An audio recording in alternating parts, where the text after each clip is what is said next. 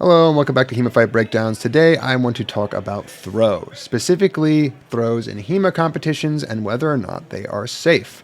Now, some of you probably already recognize the background sitting behind me, and I figured it would be smart to start off a conversation about safety in throws by showing one of the worst case scenarios. This video behind me is probably one of the heaviest throws I've ever seen a recording of in a HEMA competition, and it's one that a lot of people have already seen several times before. And I think in a lot of ways, it's this video specifically that got throws banned in a lot of tournaments. So I'm going to review it real quick and go over the safety aspects here, but then I'm going to go over some other throws, more normal throws that you see in HEMA competition. And I think what we're going to find is that throws aren't necessarily as unsafe as something like this will make them seem. So things start off in this exchange pretty normal. Both fencers come in, fencer on the right, which is the one closer to the camera here, throws an offside cut, which gets blocked by fencer on the left. But that's the last time anything seems normal. Fencer on the left does a cron parry, or at least what I would call a cron parry, in that they shove their cross up into the air. But they add a little bit more of an emphasis to it and make it much more explosive than normally people would do, specifically so that he can do two things. One, shove his opponent's hands into the air as high as they can possibly go, and two, so that he can ditch his sword. Ditching your sword is one of the safety aspects that people talk about a lot when talking about the safety of throws in HEMA, because the sword is often looked at as one of the most unsafe parts of doing throws, specifically the fact that it is a long piece of metal that you could theoretically land on. Now, ditching your sword is, in one case, a way of trying to get around the safety aspect, because if you throw your sword right before you do your throw, your chances of landing your opponent onto that sword is basically zero. Or if for whatever reason you screw up your throw and land on it yourself, it's also basically zero. However, throwing your sword is a safety aspect in itself, because you can theoretically throw it into the crowd, and as you see from the video here, pretty much gets close to hitting the cameraman. Though I will point out that I think throwing your sword isn't really a necessity. It is one of those perceived ideas, not just for safety aspects, but because I think a lot of people feel like they need their hands in order to throw anybody else. And this comes down to a lot of the mechanics of wrestling. A lot of the things that you need to do in order to pull off a lot of successful judo or even wrestling throws requires you to be pretty dexterous with your hands and fingers, two things that are encumbered by having a weapon in your hands.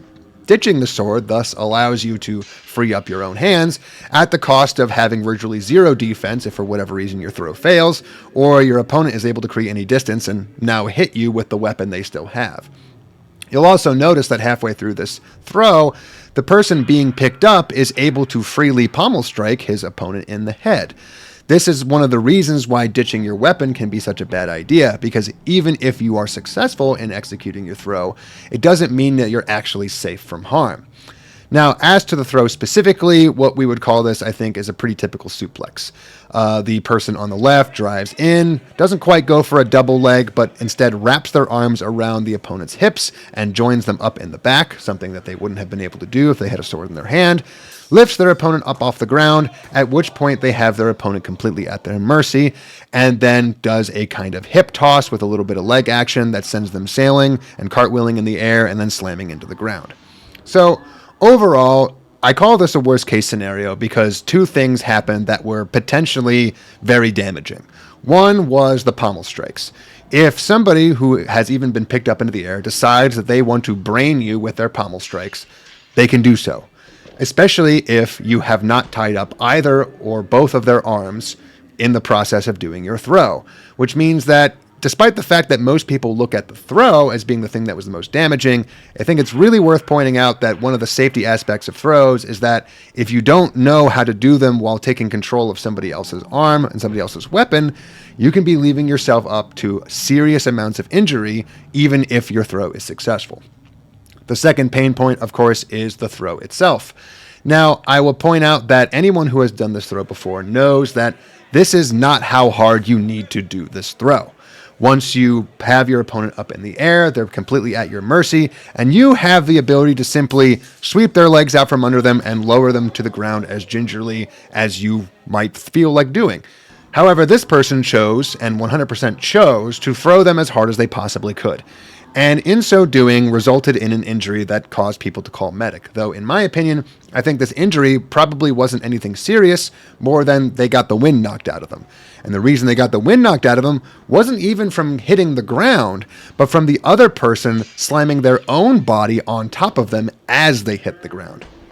And this is going to bring up a wider conversation about what it is specifically about throws that are dangerous. But I feel like when we're reviewing this particular clip, what we need to take note of is that the throw itself was not the most dangerous thing that happened, not the most damaging thing that happened, and also didn't need to happen at all to that degree of damage. So if we're talking about the worst case scenario, and we can already pick apart so many ways that this could have been done better, it seems to me that it's making the case for the idea of throws being in HEMA being relatively safe as opposed to not. So for our next clips, I'm going to be using footage from a video that friend of the channel, Stephen Cheney, made a couple years ago about judo throws in HEMA. And I want to start off by pointing out that the reason this is made is because Stephen Cheney was one of the only people doing judo throws in HEMA tournaments, even during the times when it was allowed. And I don't want this to come off as a kind of highlight reel of how many times Stephen Cheney has done judo throws, but also as an understanding that this is pretty much every throw that occurred probably within a 1 or 2 year period, because there weren't many people even going for them, and the people who did very rarely pulled them off. So it's important to note here that HEMA throws, even when they're allowed, are extremely rare. But just because something's rare doesn't mean it isn't seriously damaging. So while we review these clips, just make sure you understand that these don't happen a whole lot, but that doesn't mean that that's an excuse to allow them. As for this particular clip, you see something similar in setup to the last one. Stephen Cheney throws a cut, person on the right or further away from the camera throws a block, Kron parries, shoves it all the way up into the sky, and then goes in for a grapple. Only this time, they do a little bit better job of making sure to take control of Cheney's sword arm. They manage to take control of the arm, making it so they can't simply get pommeled in the head or hit in the head.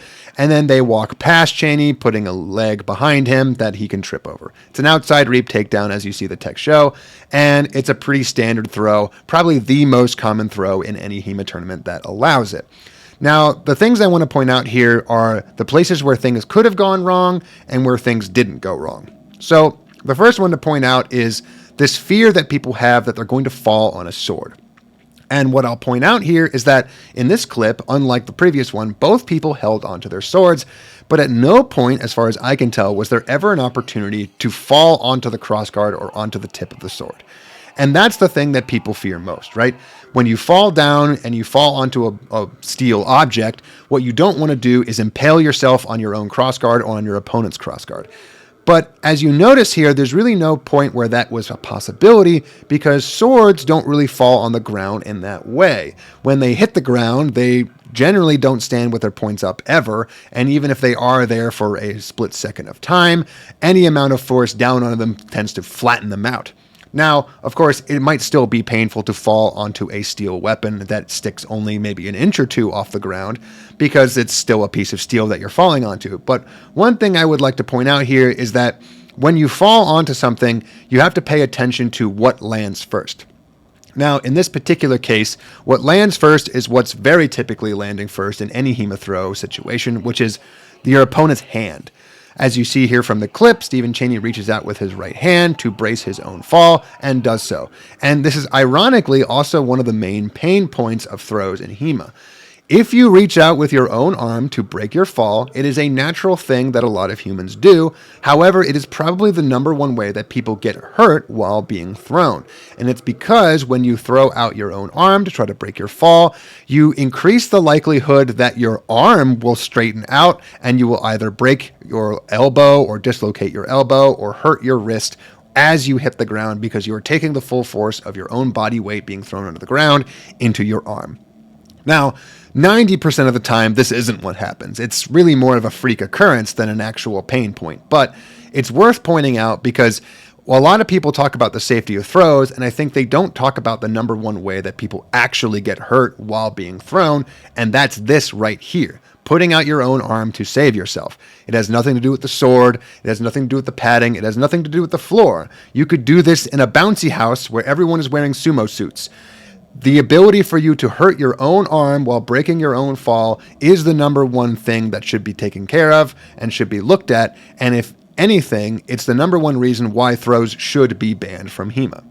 So for this next clip, we have another reap takedown, but one where I want to point out the sword theory here. But breaking down the exchange itself, fencer on the left or furthest from the camera goes for a reap takedown after an exchange and does it very, very poorly. They basically walk their legs straight into the counter reap. And if you know anything about reap takedowns, the most common counter to any reap takedown is another reap takedown in the opposite direction. And that's exactly what happens here. But I want to point out the sword because we have another case of the fencer on the left ditching their sword in order to do their throw. However, they do not ditch it in the same way as the first clip by, throwing it theoretically into the stands or at the cameraman, but instead by kind of dropping it where they are. And this is probably the one time I've ever seen a situation arise where potentially someone could have been thrown onto their own sword or onto a sword in general. And you see it here in the clip. When they drop their sword, it drops right by their side. They go for the reap takedown, but as their opponent pushes them backwards to do their own reap takedown counter, they end up throwing them directly into the place where they dropped their sword originally. But what I want you to look at here is when you're looking at the clip, look at what the sword does when it gets dropped. It probably has the most hang time I've ever seen of a sword hitting the ground. The pommel hits the ground, stands straight up, flat, crossguard, horizontal to everything, and then slowly tips over and lands on the ground. By the time it hits the ground, the throw is being executed, and the opponent is thrown basically onto the blade. Now, I want you to imagine that instead of what happened here, they got thrown instead onto the actual sword, the meatier part with the crossguard and the pommel. How much do you think that would have hurt, and do you think it would have caused an injury? In my opinion, no. There is a whole lot of stuff between not just the crossguard and the floor, but also the crossguard and the person that makes this, even in a worst case scenario with the added body slam of the other person laying on top of them, a situation where the padding of your jacket likely is going to prevent anything from actually impaling you, and that the risk you get through being thrown onto a sword is basically, is that pommel or is that crossguard hard enough that when you get thrown onto it, it can break a rib? I really, really don't see any situation where that's possible, even again with another several 100-pound person slamming on top of you. Because if you know anything about being thrown and this body slam scenario, you know that the force is spread over so much area. Even with a hard object that you're landing on, it would probably hurt and probably bruise you.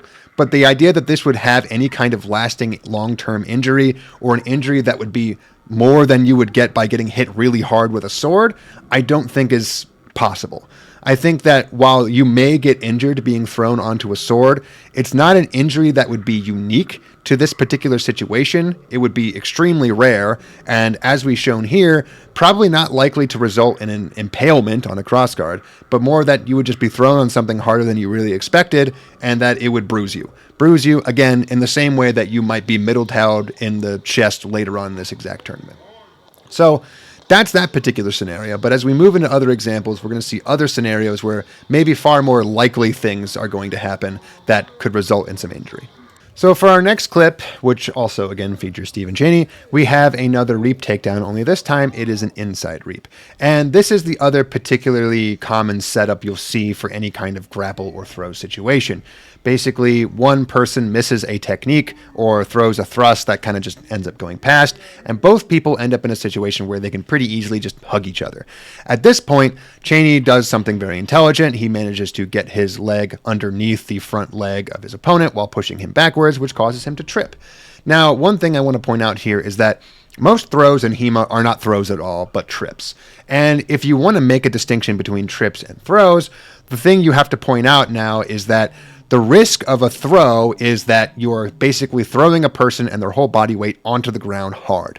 Whereas with a trip, your risk is gone from that. You don't have any real action where you're throwing someone's body weight down. You're basically just making them fall down. And as you might have known, people fall down all the time. It's not necessarily the safest thing a human being can do, but if you're in such a condition where falling down is going to cause you injury, chances are getting hit with a sword would cause you injury far more grievously. But for this particular clip, I also want to point out that we once again have a situation where Stephen Chaney, who has executed this throw has done so with his right arm underneath the left arm of his opponent and with his sword still in his hand, which means that he technically tripped this person directly onto his sword. At no point did we see that person get hurt or injured, and as they kind of rolled onto the blade, there was really no situation where the crossguard would have impaled them, and they got out fine. I doubt they even noticed that the sword was there. But we still have to talk about what could potentially go wrong with this throw. And there's another thing that I want to point out here that is pretty common, but doesn't get discussed a lot, and that is the ability for the head to bounce off of the ground. When you watch this throw in or trip in slow motion, what you notice is that the person being throwed hits with their butt first and then rolls their back onto the ground, as would typically happen when someone falls down. However, Stephen Chaney falls on top of them, partially because his arms were both tied up and the other person kind of pulled him on top of them. But the reason I want to point this out is that as their back is rolling onto the ground, this creates a kind of whipping motion for the head, because as you're rolling with your back onto the ground, eventually it reaches your neck, and what will happen is the top of your head can sometimes bounce off of the ground and theoretically give you a concussion. However, this is the part where we have to distinguish between trips and throws. When you are being thrown, the part of you that lands first is either going to be your legs, your back, your hips, something like that. It's pretty much never going to be your head unless the person throwing you has done something very intentional to be very, very mean. Which means that the concept of getting a concussion from being thrown is actually kind of low. You're probably going to land on something where you're going to take that force over a large part of your body. And then if your head has the ability to continue to flex afterwards, it's not going to be quite as bad as you might think. But these trip scenarios reverse that. Because you're landing with your butt first and then rolling your entire body weight and your momentum along your back, you are creating that whipping motion for your head and accentuating what was theoretically very little force being given into your body, and now putting it all onto your neck in a kind of whiplash scenario where you're going to bounce your head off of the ground. And this is theoretically where this concussion might happen. However, I would point out that masks, and specifically back of the head protectors, are still there to make it so that there's something to break the contact from your head just hitting the ground, and instead your helmet hitting the ground, your helmet hitting your head, and all the padding that may or may not exist in your helmet being another bit of a cushion between yourself and the ground. Meaning that while there is still a chance of a concussion happening here, unless you are concussion prone, you have to either do something very silly in terms of basically whipping your own head across the ground on purpose, or you have to be doing a very, very, very poor break fall in order to give yourself the kind of setup that you need in order to concuss yourself. And it really would be 100% your fault in this scenario. Stephen Chaney, for his credit, has done virtually everything in this throw to make it so that he didn't land directly on top of his opponent and body slam them. So he has taken himself out of this equation as much as possible.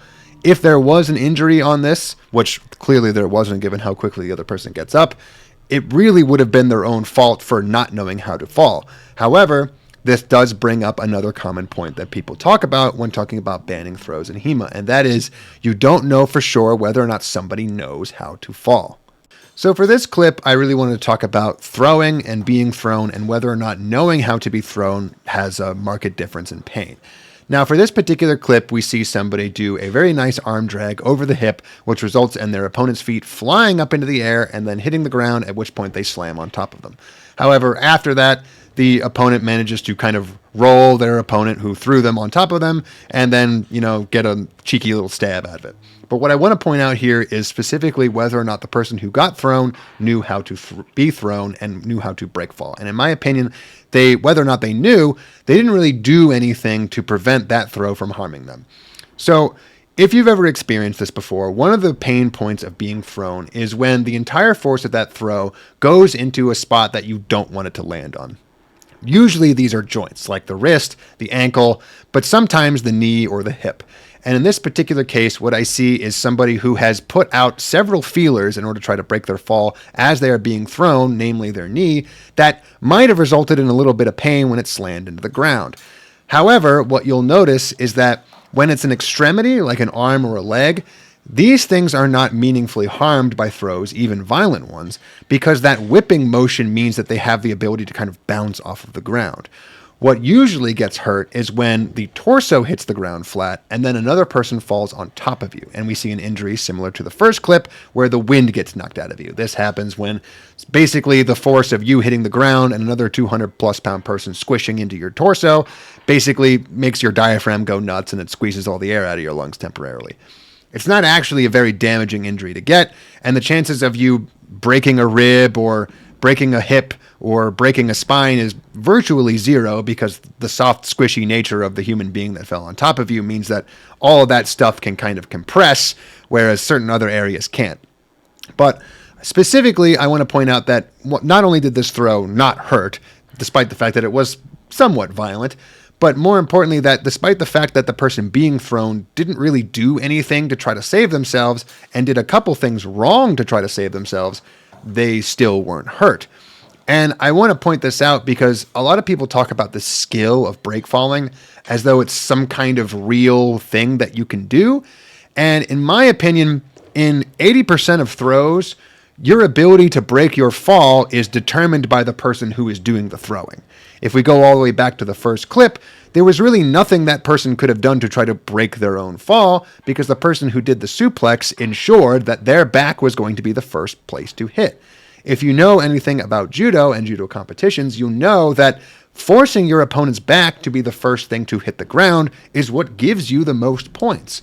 So they understand implicitly that even in a situation where you learn how to break a fall in judo, that your opponent has the ability to take that option away from you.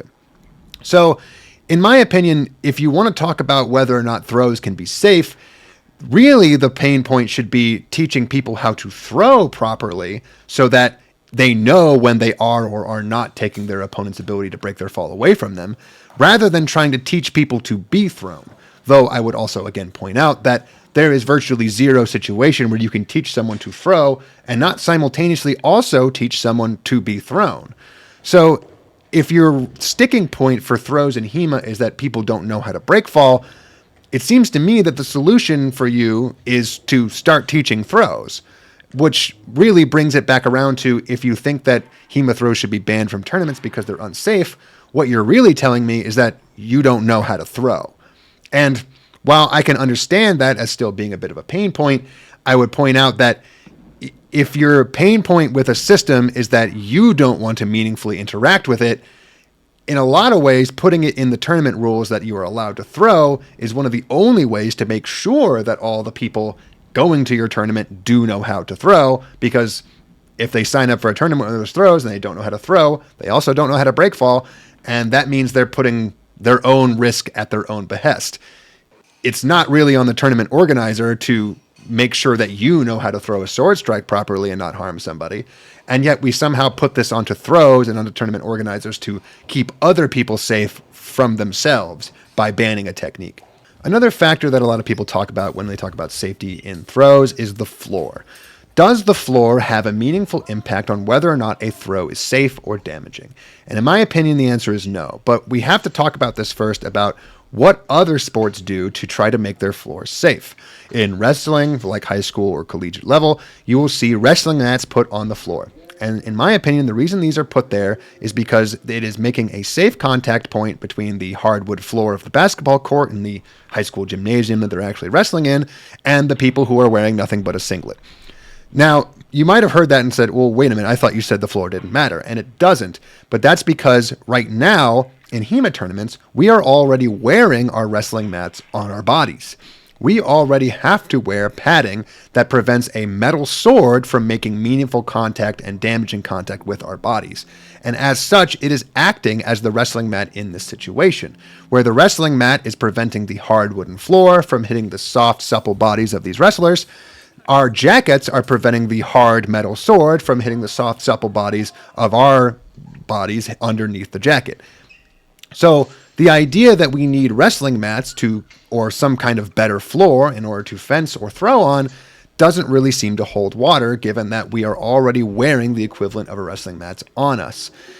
Now, you might think, okay, well, what about things like concrete? And again, I would point out that the reason that concrete can be so damaging to a person when they're thrown on it has nothing to do with the hardness or the density of the concrete floor itself, but the fact that it has no give, and the fact that when they hit the floor, their head also probably whiplashes around. And that force kind of as Newton's third law says, every time you hit the ground hits you. And you want to be hit by something a little bit more merciful than, say, a concrete slab. However, again, if we're talking about whether or not a floor can damage you, we have to make sure to understand that in the violence of the throw, you have to basically land with your head first in order for the floor to make a meaningful impact on your head. Otherwise, your body hits the floor first, and even if it is concrete, you're going to be having the merciful padding of your jacket between you and the floor, which means really you already landed on a wrestling mat on top of the concrete floor, and then your head hit the floor. And thankfully, we all wear masks that have back of the head protection most of the time, which means that your bare head is also never hitting that concrete floor.